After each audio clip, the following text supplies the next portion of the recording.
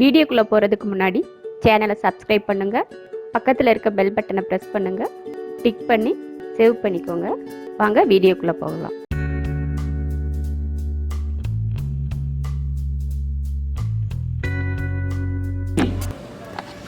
தர்பூசணி ஜூஸ் பண்ண போகிறோம். இது மாதிரி கட் பண்ணிட்டு அதில் உள்ளே இருக்க சதையை மட்டும் கட் பண்ணியிருக்கேன். தோலெல்லாம் நீக்கிட்டு விதையோடு போட்டாலும் ஒன்றும் தப்பில்லை. தர்பூசணி விதை சாப்பிடலாம்.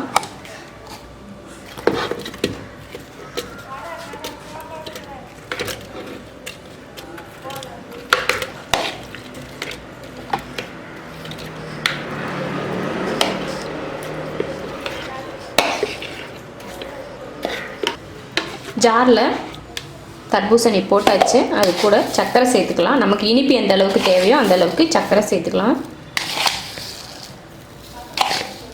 4 ஸ்பூன் சர்க்கரை சேர்த்துருக்கேன். நம்ம கூட இன்னி 2 ஐஸ் க்யூப் போடுறதுனாலும் போட்டுக்கலாம். நான் ஃப்ரிட்ஜில் வச்சுருந்ததுனால எனக்கு ஐஸ் க்யூப் தேவையில்லை, சில்லுன்னு தான் இருக்குது. அதனால் அப்படியே அடிச்சிடலாம்.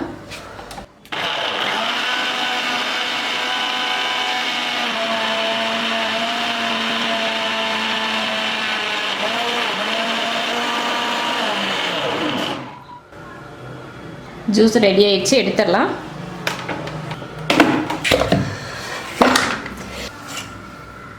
ஜூஸ் ரெடி ஆயிடுச்சு.